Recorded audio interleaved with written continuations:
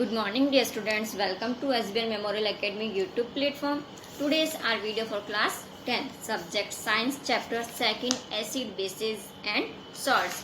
Page number 19 से आज हम कंटिन्यू करते हैं 2.1.2 how do acids and bases react with metals, यानी कि एसिड्स और जो बेसेस हैं वो मेटल के साथ में कैसे रिएक्शंस करते हैं, कैसी क्रियाएं करते हैं, वो हम इस एक्टिविटी के थ्रू पढ़ेंगे। एक्टिविटी 2.3 क्वेश्चंस, यानी कि this activity needs the teachers assistance. इस एक्टिविटी में टीचर की उपस्थिति जरूरी है, आप उन्हीं के अंडर में ये कर सकते हैं। Set the apparatus as shown in figure 2.1।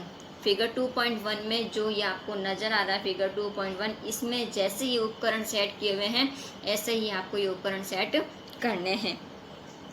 Take about 5 ml of dilute sulfuric acid in the test tube and add a few pieces of zinc granulates।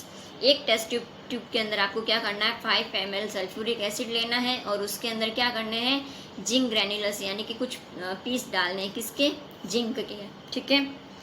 What do you observe on the surface of zinc granulus? अब आप जब zinc के जो सतह है वहाँ पर आप क्या ऑब्जर्व करते हैं, वहाँ पर आप क्या पाते हैं। Pass the gas being involve through the soap solutions. अब जो सॉप का सॉल्यूशन आपको नज़र आ रहा होगा, पास में एक बीकर पड़ा है उसके अंदर नज़र आ रहा है।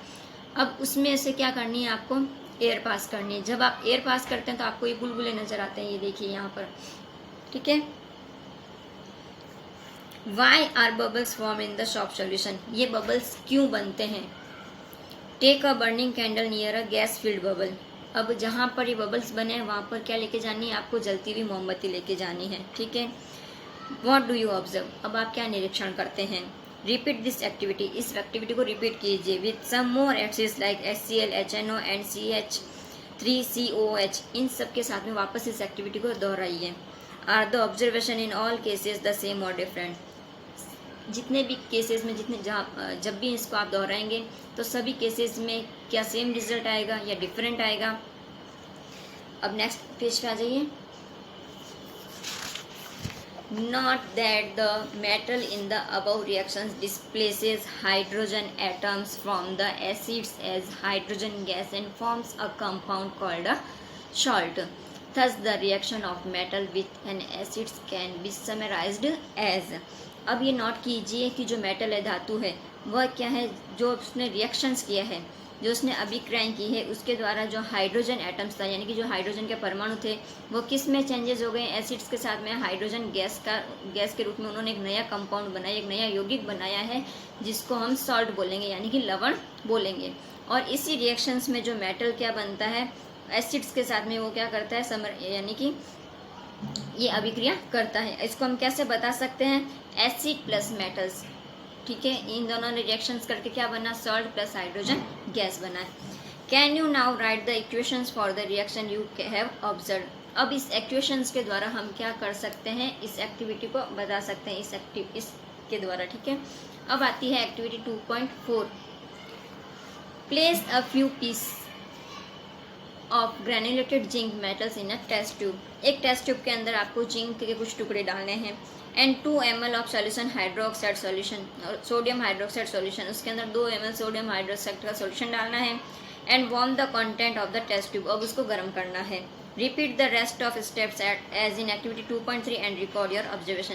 इसी तरीके से जैसे 2.3 में आपने रिपीट किया था किसके साथ में, वैसे ही इसके साथ में वापस इसको रिपीट करना है।